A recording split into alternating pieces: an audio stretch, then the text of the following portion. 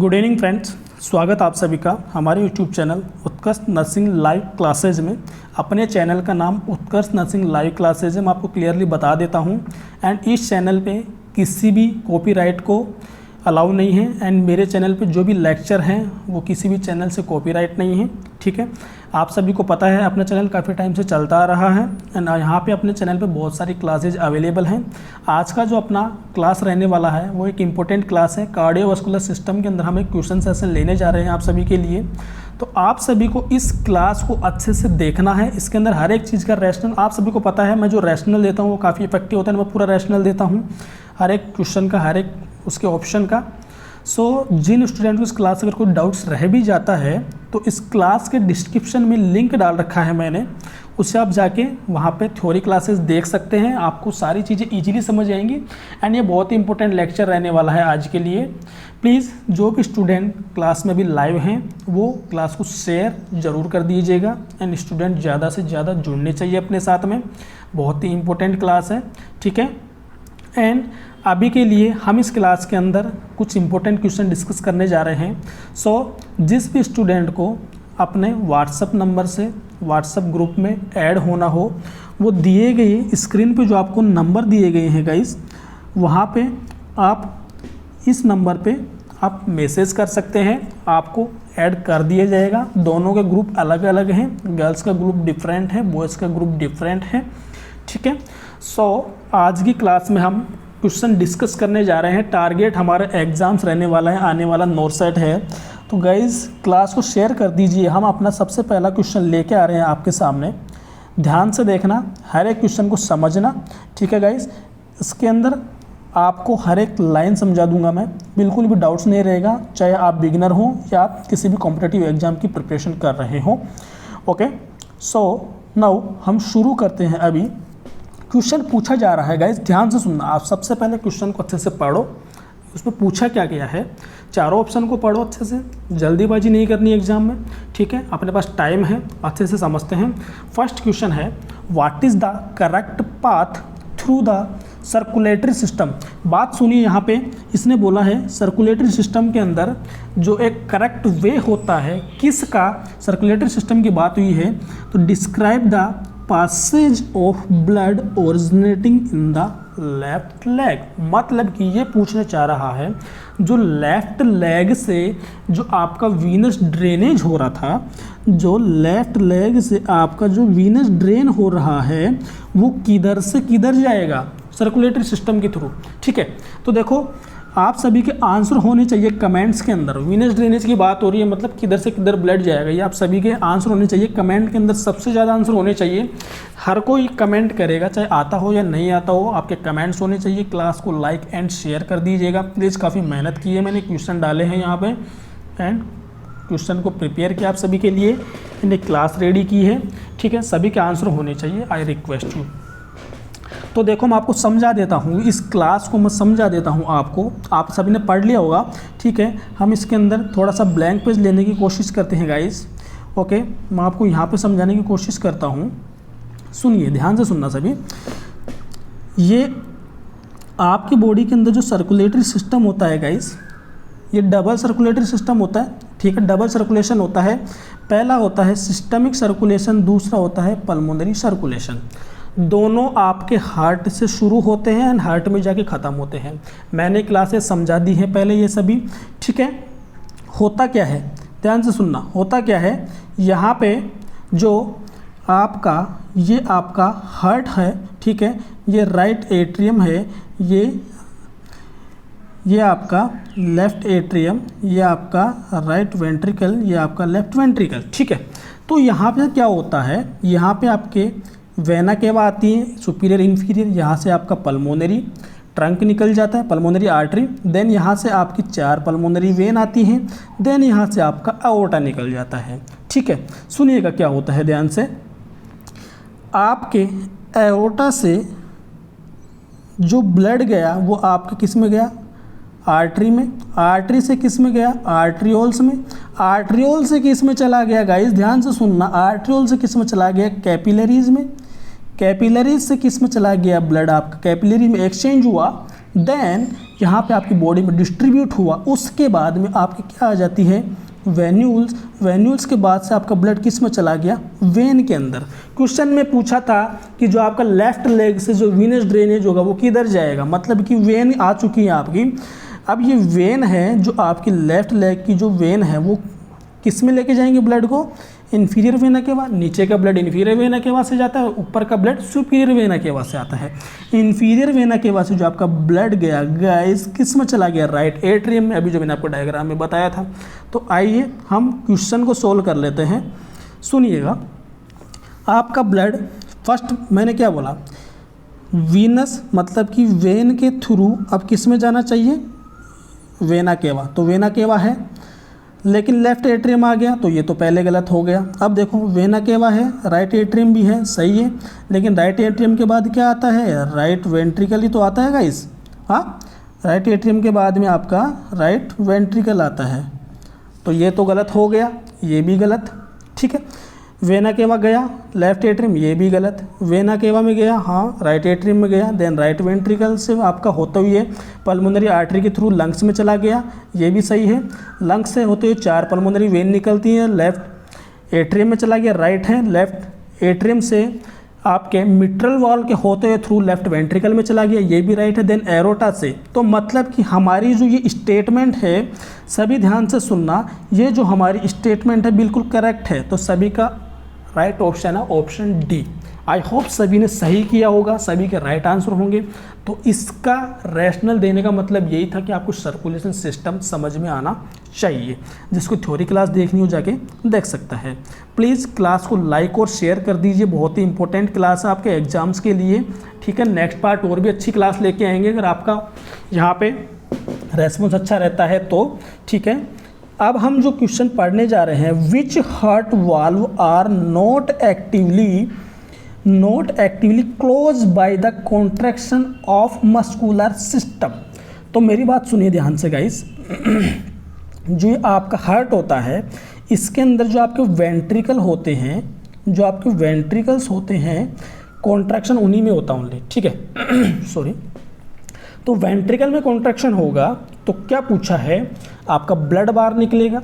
Blood बाहर निकलेगा तो यहाँ पे जो वाल्व पाए जाते हैं गाइस, जो आपके यहाँ पे वाल्व पाए जाते हैं वो क्लोज भी होंगे, ठीक है। एंड वाल्व क्लोज होंगे, ओबियसली बात है, तभी तो ब्लड बाहर जाएगा, ऐसे तो ब्लड बाहर नहीं जा सकता है कि नहीं। तो देखो यहाँ पे सिंपल सी बात है, ये आपका सुनिएगा ध्यान से, वेंट्रिकल ने क्या किया, कॉन्ट्रैक्ट किया, ठीक है। वेंट्रिकल ने क्या किया, कॉन्ट्रैक्ट किया। तो आपके यहाँ पे सभी ध्यान से सुनना, जिन्होंने क्लास देखी होगी समझ में आएगा, बिल्कुल समझ में आएगा। यहाँ पे आपके वाल पाए जाते हैं, ठीक है, यहाँ पे आपके वाल पाए जाते हैं, यहाँ पे जो आपके वाल होते हैं, सुनिएगा 2 टाइप के वाल होते हैं, मैं यहाँ पे लिख देता हूँ। जो आपके वाल प्रेजेंट होते हैं वो 2 टाइप के वाल होते हैं, सुनिएगा ध्यान से सभी। फर्स्ट आता है आपका एवी वाल, दूसरा आता है आपका सेमिल्यूनार वाल, ठीक है। एवी वाल और सेमिल्यूनार वाल, ठीक है ना गाइस। तो जो आपके एवी वाल होते हैं ये आपके प्रेजेंट होते हैं, एवी मतलब कि एट्रियो वेंट्रिकुलर वाल्व, ठीक है। एवी मतलब कि atrio ventricular valve. And semilunar valve present होते हैं वो आपके वेंट्रिकल्स एंड एक तो पल्मोनरी आर्टरी, दूसरा आपका लेफ्ट वेंट्रिकल्स, दूसरा आपका एरोटा, इनके बीच पाया जाता है। बाकी आपको समझाऊंगा, ये चीज़ें मैंने पहले भी समझा रखी हैं सब चीज़ें, ठीक है। तो देखो यहाँ पे बात हुई है, मस्कुलर कॉन्ट्रैक्शन हुआ, मतलब कि आपका वेंट्रिकल ने कॉन्ट्रैक्ट किया, ठीक है। इस वेंट्रिकल ने कॉन्ट्रैक्ट किया, यहाँ पे जो इनके बीच में जो वाल पाए जाते हैं तो ये क्या होंगे, बंद होंगे, क्योंकि यहाँ से ब्लड बाहर आएगा, बिल्कुल बाहर आएगा, ठीक है। ये बंद होंगे तो जिसकी वजह से एक्टिवली क्या बोला है, नॉट एक्टिवली क्लोज। तो बंद तो कौन से हुए, एवी वाल्व। कितने टाइप के होते हैं एवी वाल्व, सुन लेना ध्यान से। एवी वाल्व होते हैं मिट्रल वाल्व और ट्राइकस्पिड वाल्व, ठीक है, ये 2 ही होते हैं। जबकि सेमिल्यूनार वाल्व कौन कौन से होते हैं, पल्मोनरी वाल्व और एरोटिक वाल्व। अब क्वेश्चन में देख लो, आप ऑप्शन देखो, ठीक है। मिट्रल वाल्व, क्लोज हुआ। और कौन सा, एरोटिक वाल मतलब एवी वाल, दोनों मिट्रल और ट्राइकस्पिड, दूसरा ट्राइकस्पिड वाल। कौन से क्लोज नहीं हुए, सेमिल्यूनार, क्योंकि यहाँ से तो ब्लड बाहर आएगा ना, सेमिल्यूनार मतलब एरोटिक वाल्व के थ्रू, तो ये तो खुलेंगे। तो क्वेश्चन में तो ये पूछा है कौन से बंद नहीं होंगे, तो बंद तो सेमिल्यूनार वाल्व नहीं होंगे, ये तो बिल्कुल बंद होंगे, तभी तो आपका ब्लड बाहर आएगा, अदरवाइज आपका ब्लड ऊपर चला जाएगा। समझ आ रहा होगा सभी को। Now question number 3 is in terms of, please class को लाइक शेयर कर दीजिएगा, in term of being open और क्लोज। सिंपल सा इसने ये पूछना चाह रहा है, सभी ध्यान से सुनना।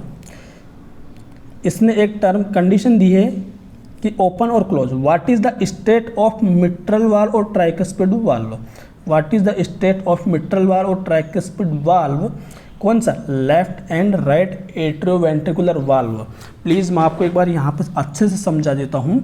At the end of first heart sound, देखो क्वेश्चन सभी का आंसर कमेंट में होना चाहिए, मैं आपको समझाता हूँ यहाँ पे, ये चीज़ मैं आपको समझाता हूँ यहाँ पे।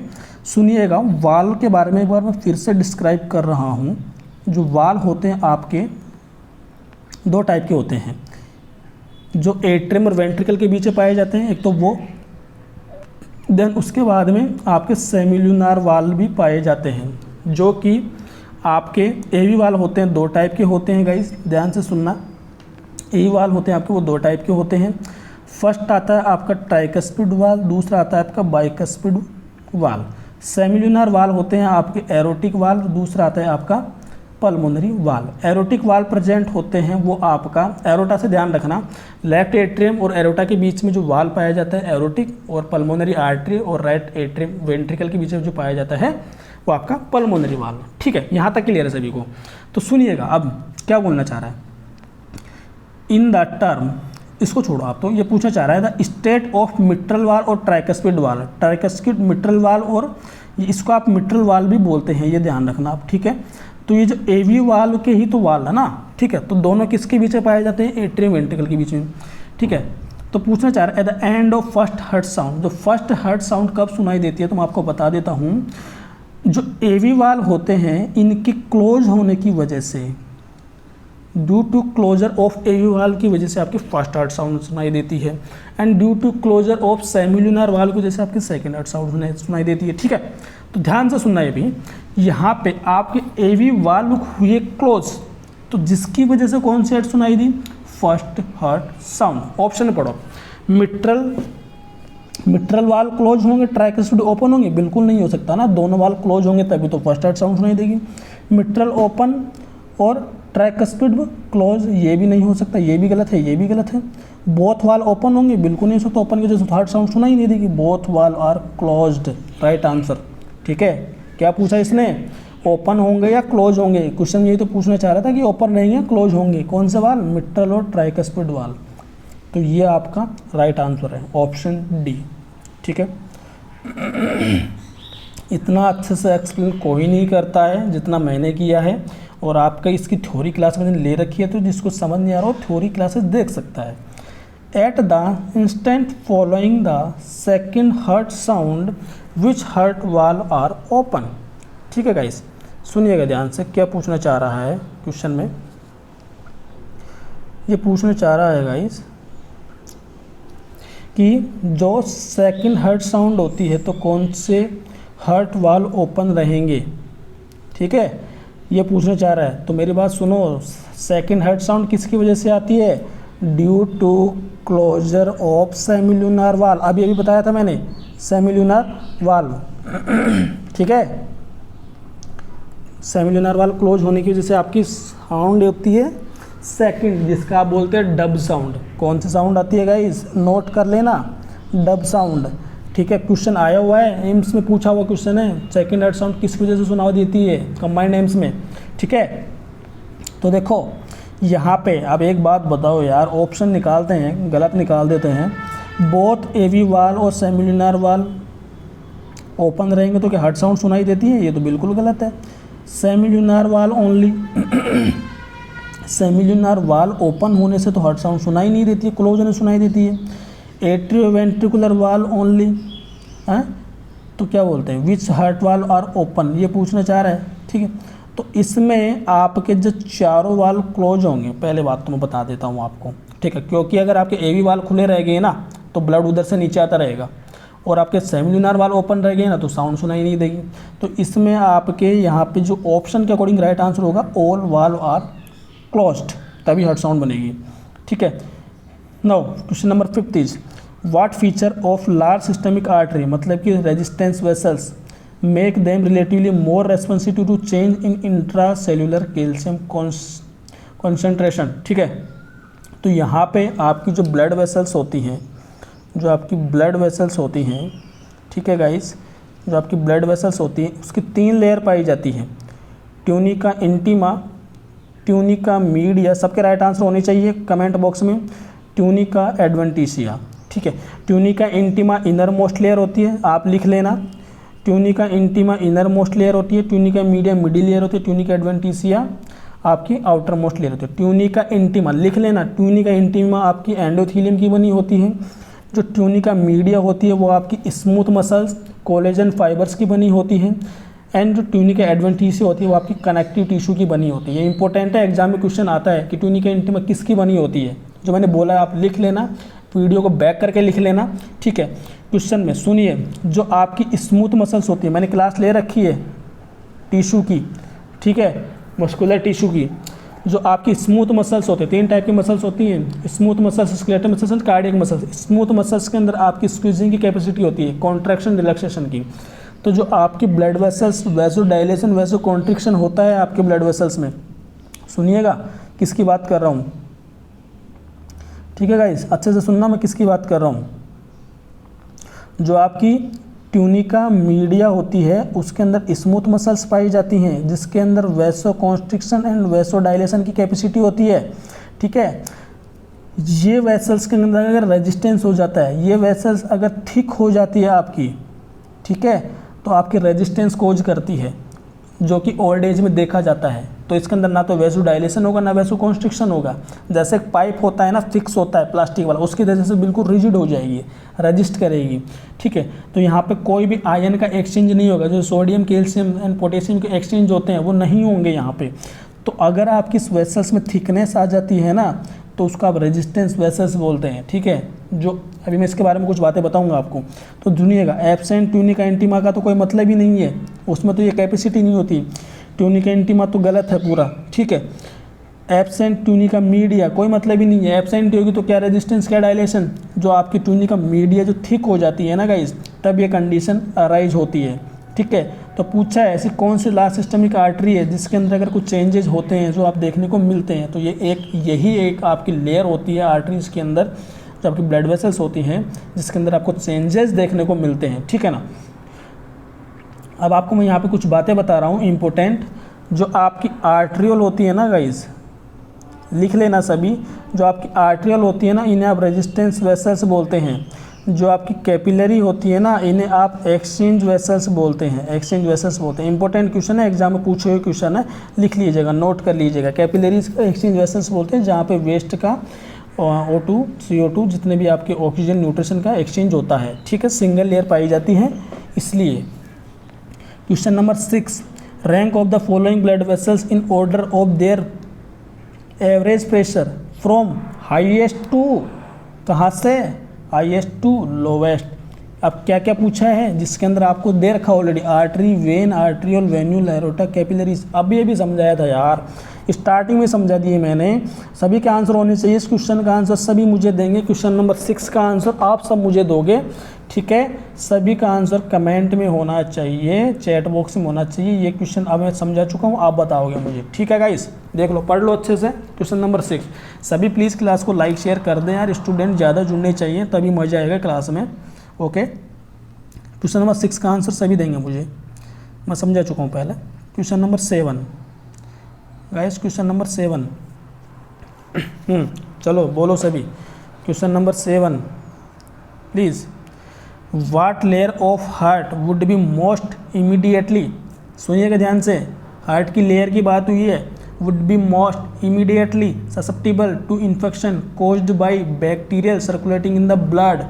क्या पूछना चाह रहा है, ऐसी कौन सी हार्ट की लेयर है जो किसी बैक्टीरियल इन्फेक्शन के प्रति ज़्यादा ससेप्टेबल होती है, ज़्यादा सेंसिटिव होती है? हार्ट की लेयर। सुनिए, सभी का आंसर क्वेश्चन के चैट बॉक्स में होना चाहिए। देखो क्या होता है, समझाता हूँ मैं भी आपको, सुनना सभी ध्यान से सुनना।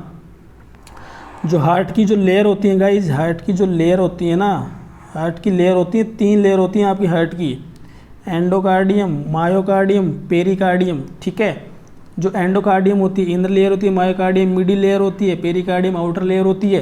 ठीक है, जो आपकी एंडोकार्डियम होती है ना गाइस, सबसे ज़्यादा ससेप्टेबल होती है किसके लिए? बैक्टीरियल इन्फेक्शन के लिए। सिंगल लेयर पाई जाती है, सबसे ज़्यादा ससेप्टेबल होती है, जिसके अंदर आपके 2 टाइप के बैक्टीरिया ज़्यादा इंपॉर्टेंट होते हैं। एंडोकार्डियम का इन्फेक्शन होना, सुन लेना, एंडोकार्डियम का इन्फेक्शन होना क्या कहलाता है? एंडोकार्डाइटिस। एंडोकार्डाइटिस आएगा आपके MSN में, एंडोकार्डाइटिस। एंडोकार्डियम का इन्फेक्शन होना क्या कहलाता है गाइस? एंडोकार्डाइटिस। सुन लेना सभी प्लीज़। अब आपका नेक्स्ट क्वेश्चन, सॉरी इसी के अंदर मैं आपको बताता हूँ कुछ इंपॉर्टेंट बातें और सुन एंडोकार्डाइटिस से रिगार्डिंग। सुनिएगा सभी, यहाँ पे जो आपके बैक्टीरिया कौन कौन से होते हैं जो आपकी ये कंडीशन को कोज कर सकते हैं, क्वेश्चन आता है एग्जाम के अंदर। ठीक है, तो जो आपके बैक्टीरिया यहाँ पे होने वाले हैं, इंपॉर्टेंट लिख लेना सभी प्लीज़। जो आपका स्टेफाइलोकोकस ओरस, स्टेफाइलोकोकस ओरस और स्ट्रेप्टोकोकल विरिडस, स्ट्रेप्टोकोकल विरिडस, ये जो इंपॉर्टेंट बैक्टीरिया होते हैं ये आपके एंडोकार्डाइटिस कंडीशन को कोज करते हैं। एंडोकार्डाइटिस आपका डिफरेंट टाइप का होता है, प्लीज़ ये क्लास अलग से होगी तो इसको समझा दूंगा। इस क्वेश्चन के अकॉर्डिंग मैंने समझाया है। ये जो मोस्ट कॉमन जो कोज होते हैं एंडोकार्डाइटिस के लिए, स्टेफाइलोकोकस ओरस और स्ट्रेप्टोकोकल विरिडस, ये आपकी इस कंडीशन को कोज करते हैं।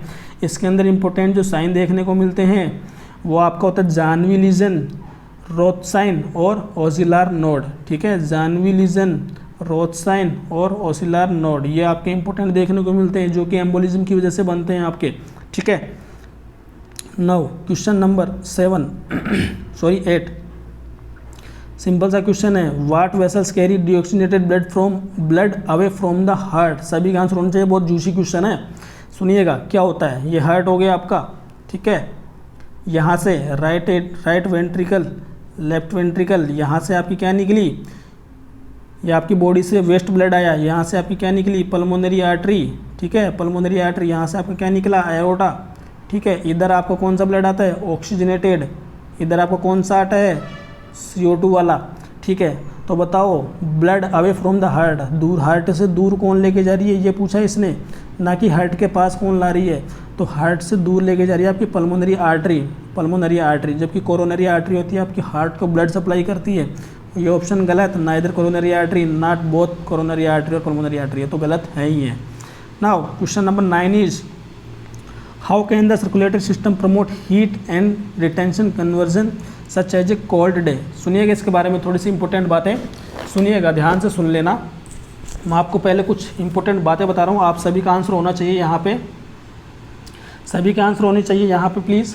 तो सुनना क्या बोलना चाहता हूँ मैं, जो आपका क्वेश्चन पूछा है कि जो कोल्ड डे होते हैं उनके अंदर जो सर्कुलेटरी सिस्टम के अंदर ऐसा क्या चेंजेस होता है जिसकी वजह से हीट रिटेंशन और कन्वर्जन होते हैं। पूछा किस में, सर्दी के दिनों की बात करें, ठंड में। ठीक है, पहली बात तो सुनिएगा क्या होता है, जो आपका हाइपोथैलेमस होता है सबसे पहले जो आपका जो हाइपोथैलेमस होता है गाइस, ये आपका हीट रेगुलेटरी सेंटर होता है सबसे पहली बात तो। ठीक है, लिख लो इस चीज़ को, हीट रेगुलेटरी सेंटर होता है। अब इसी हाइपोथैलेमस में आपके 2 लोब प्रेजेंट होते हैं, anterior lobe and posterior lobe. जो एंटीरियर लोब होता है इसमें तो वेसोडाइलेशन होता है। ठीक है, वेसोडाइलेशन, इसमें वेसोकॉन्स्ट्रिक्शन होता है पोस्टीरियर लोब में। नोट करना, जब वेसोडाइलेशन होता है ना गाइस, जब वेसोडाइलेशन होता है तो ब्लड का फ्लो डिक्रीज होता है, ब्लड फ्लो डिक्रीज होगा। ठीक है, जबकि वेसोकॉन्स्ट्रिक्शन होगा तो ब्लड प्रेशर इंक्रीज हो जाएगा, मतलब कि ब्लड ज़्यादा बहेगा वहाँ से। जब आपका ब्लड किसी एक जगह पे रुकता है ना तो वहाँ पे हीट नहीं बनती, कोल्ड होता है, जिसकी वजह से स्वेटिंग होगी एंड टेम्परेचर इंक्रीज होगा। ठीक है, सुन ले ध्यान से, जब आपका ब्लड रुक गया आपका ब्लड रुक गया है तो आपका क्या होगा, आपकी बॉडी के अंदर हीट कम होगी, ठीक है, जो कि डिक्रीज हीट हुई है आपकी बॉडी से, जैसे आपके स्वेटिंग होने लगेगी तो मतलब आपकी बॉडी से क्या हुआ, हीट लॉस हो जाएगी, वैसो डायलेशन हुआ एंटीरियर लोब।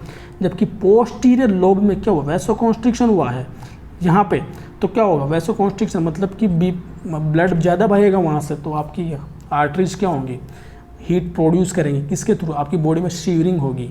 तो यहाँ पे क्या होगा आपका, ऐसी कंडीशन में टेम्परेचर, ठीक है, शिवरिंग होगा मतलब क्या होगा, टेम्परेचर डिक्रीज होगा, आपकी बॉडी से हीट प्रोड्यूस होगी। ओके, यही हुआ ना, समझ आया ना सभी को यार, प्लीज़ ध्यान रखना। वैसो कॉन्स्ट्रिक्शन मतलब कि टेम्परेचर डिक्रीज, वैसो डायलेशन मतलब कि टेम्परेचर इंक्रीज, ठीक है। तो यहाँ पे क्वेश्चन में क्या पूछा है, सुनो ध्यान से। कोल्ड डे के अंदर मैंने क्या बोला, आपकी बॉडी से शिवरिंग होगी, टेम्परेचर डिक्रीज होगा, क्योंकि बाहर तो टेम्परेचर ज़्यादा है, अगर बाहर ठंड है तो आपकी बॉडी क्या करेगी, हीट प्रोड्यूस करेगी ना। तो right answer vaso constriction, simple सा है। कुछ इंपॉर्टेंट बातें और लिख लीजिए यहाँ पे सभी, सुनिएगा, आप सब लिख लेना, मैं बोल रहा हूँ। जो आपका सेरेबेलम होता है, ठीक है, वो आपके मूवमेंट को और बैलेंस को कोऑर्डिनेट करता है, मूवमेंट प्लस बैलेंस को कोऑर्डिनेट करता है, ये क्वेश्चन पूछा हुआ है, ठीक है, लिख लेना। और जो आपका मेडुला ऑफ लोंगेटा होता है वो आपका respiratory system plus cardiovascular system को रेगुलेट करता है, ठीक है। रेस्पिरेटरी सिस्टम में कार्डियोवास्कुलर सिस्टम के सेंटर यहाँ प्रेजेंट होते हैं। तीसरा होता है आपका जो हाइपोथैलेमस होता है, इसके अंदर आपका बहुत सारी चीज़ें प्रेजेंट होती हैं, जैसे कि हार्मोन का रिलीज़ करना, जैसे ऑक्सीटोसिन, एडीएच हो गया, रिलीजिंग हार्मोन जितने भी होते हैं। ऑटोनॉमिक नर्वस सिस्टम पे कंट्रोल रखता है। तीसरा आपके बॉडी टेम्परेचर मतलब हीट रेगुलेटरी सेंटर होता है। और जो पोन्स होता है आपका, जो डीप रेस्पिरेशन होता है ना, उसके लिए रेस्पॉन्सिबल होता है, ठीक है, ये लिख लेना आप, इंपॉर्टेंट था थोड़ा इसलिए मैंने आपको बताया है। Now this is the layer that protect the heart. ऐसी कौन सी लेयर है जो हार्ट को प्रोटेक्ट करती है, समझ आएगा, सुनिएगा कैसे होता है। सभी के आंसर कमेंट बॉक्स में कर दो आप सभी, मैं बताता हूँ क्या होता है, ठीक है। मैं ज़्यादा वेट इसलिए नहीं कर सकता क्योंकि टाइम नहीं है मेरे पास में, तो आप सभी कमेंट में आंसर कर दीजिए, ठीक है। Endocardium, myocardium, pericardium. Endocardium inner most layer, myocardium middle layer. अब पेरिकार्डियम की बात बता देता हूँ आपको। जो पेरिकार्डियम से इंपॉर्टेंट क्वेश्चन आता है, जो आपकी पेरिकार्डियम होती है ना गाइस, इसकी दो लेयर होती हैं, visceral layer and parietal layer. जो विसरल लेयर होती है इसका दूसरा नाम होता है इसके सीरियस लेयर, ठीक है। एंड पैराइटल लेयर का जो आपका नाम होता है यहाँ पे इसका फाइब्रस पेरिकार्डियम। कौन सा, फाइब्रस पेरिकार्डियम। ये जो लेयर होती है काफ़ी टफ होती है, ठीक है। ये जो लेयर होती है ये टफ होती है, ठीक है। एंड ये हार्ट को ओवर स्ट्रेचिंग से रोकती है। इंपॉर्टेंट लाइन है, क्वेश्चन करना इस पे, ये हार्ट को ओवर स्ट्रेचिंग से रोकती है फाइब्रस पेरिकार्डियम, ठीक है। एंड ये इनइलास्टिक होती है, टफ होती है, ओवर स्ट्रेचिंग से रोकती है। जबकि आपकी सीरियस पेरिकार्डियम होती है, इसके अंदर एक सीरियस मेम्ब्रेन पाई जाती है, इसका दूसरा नाम होता है एपिकार्डियम, ठीक है। इसी लेयर का दूसरा नाम होता है एपिकार्डियम, ओके। तो ये आपकी यहाँ पे कंटिन्यूस सीरियस फ्लूइड का ड्रेन करती है। जो इन दोनों लेयर के बीच में जो स्पेस पाया जाता है उसे आप कहते हो पेरिकार्डियल सैक या पेरिकार्डियल स्पेस, ओके। एंड इसी के यहाँ से कंटिन्यू फ्लूइड निकलता है और इस स्पेस के अंदर भरता है, जिसका नॉर्मल अमाउंट होता है 5 से 20 ml, ठीक है। ये भी इंपॉर्टेंट है, सारे क्वेश्चन बताए मैंने आपको। सुनिएगा क्वेश्चन, मैंने क्या बोला, हार्ट को ओवर स्ट्रेचिंग से कौन प्रोटेक्ट करती है, पैराइटल पेरिकार्डियम, ठीक है।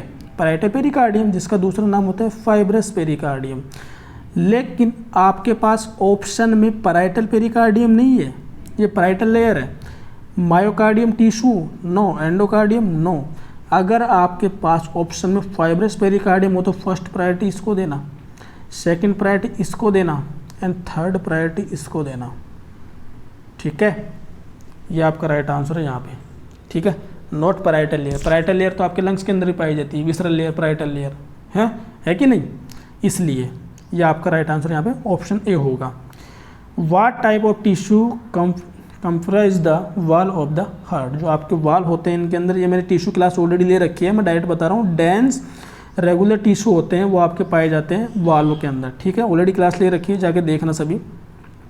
Which of this period represent greatest cardiac output. सबसे ज़्यादा कार्डिक आउटपुट किस दौरान होता है, अरे वेंट्रिकल कॉन्ट्रैक्ट करेंगे तभी तो होगा ना यार, है कि नहीं।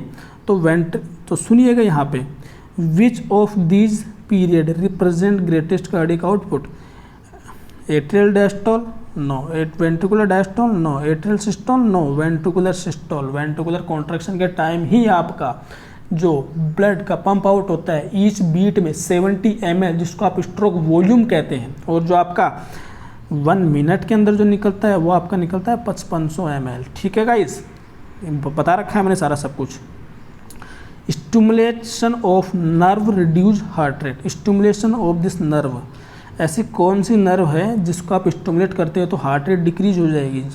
ठीक है, तो सभी का आंसर होना चाहिए इसके अंदर, बहुत इजी क्वेश्चन है। क्वेश्चन नंबर 13 का आंसर आप सभी दोगे मुझे, कौन सी, हाइपोग्लोसियल होगी, मेडुला ऑब्लोंगेटा होगी, वेगस नर्व होगी या फ्रेनिक होगी, कमेंट में आंसर चाहिए। ठीक है, आज का क्वेश्चन 2 क्वेश्चन हो गए आपके लिए। This part of brain regulate heart rate, which part of the brain regulate heart rate. अभी बताया था मैंने कि जो आपका, देखो ऑप्शन पढ़ लो, chemo receptor, medulla oblongata, vagus nerve and proprio receptor. तो सुनिएगा, अभी मैंने बताया था जो आपका मेडुला ऑब्लोंगेटा होता है उसके अंदर respiratory centre plus cardiovascular system centre present होते हैं। ठीक है, एंड जो कीमो रिसेप्टर होते हैं इनकी बातें सुन लीजिए आप, सुनिए, मैं आपको कुछ एक्स्ट्रा बात बता देता हूँ। जो कीमो रिसेप्टर होते हैं ना, ये आपके बीपी रेगुलेटिंग सेंटर होते हैं, ब्लड प्रेशर रेगुलेटिंग सेंटर कौन कौन से होते हैं, नाम लिख लो सभी के, स्ट्रेच रिसेप्टर, कीमो रिसेप्टर, ठीक है, और baro receptor, stretch receptor, chemo receptor, baro receptor, और आपका जो रास सिस्टम होता है, ठीक है, और आपका जो हार्मोन कौन से वाले, एडीएच हो गया, एल्डोस्टेरोन हो गया, ये सब। ठीक है, तो ये आपके बीपी को रेगुलेट करते हैं। कैसे करते हैं इसकी एक अलग से क्लास लूँगा मैं, एक थ्योरी क्लास लूँगा, तब आपको मैं समझाऊँगा पूरी चीज़ें ये। ठीक है, अभी आपके लिए समझ लीजिए, जो कीमो रिसेप्टर होते हैं ये आपके प्रेजेंट होते हैं गाइस, कीमो रिसेप्टर आपके प्रेजेंट होते हैं जो आपका कार्डियक आउटपुट होते हैं, तब आपका पेरिफेरल लोकेटेड होते हैं। कहाँ पे, सुन लिएगा, arch of aorta plus carotid sinus. ठीक है, arch of aorta and carotid sinus. ठीक है, एंड ये जो होते हैं आपके इलेक्ट्रोलाइट को मॉनिटर करते हैं कि इलेक्ट्रोलाइट मतलब कि पीएच के अंदर जैसे ही कुछ वेरिएशन होता है, ये आपके ब्रेन को सीधा, ब्रेन को इम्पल्स भेजते हैं, जो आपका सेंटर होता है वहाँ से आपके जैसे रेस्पिरेटरी सेंटर हो गया, उसके थ्रू कुछ चेंजेस होते हैं एंड उसके अंदर चेंजेस किया जाता है। आपको समझाऊंगा मैं, यहाँ पे बस इतना ध्यान रख लीजिए कहाँ पे पाया जाता है। मेडुला ऑब्लोंगेटा बता दिया, वेगस नर्व आंसर होता नहीं है। प्रायो रिसेप्टर होते हैं आपके मसल्स एंड जॉइंट में प्रेजेंट होते हैं, मसल्स प्लस जॉइंट में आपके प्रेजेंट होते हैं। ठीक है, ये भी क्वेश्चन आता है, प्रायो रिसेप्टर भी आपके जब जॉइंट में मूवमेंट में चेंजेस आते हैं तो आपके बीपी को चेंजेस करता है।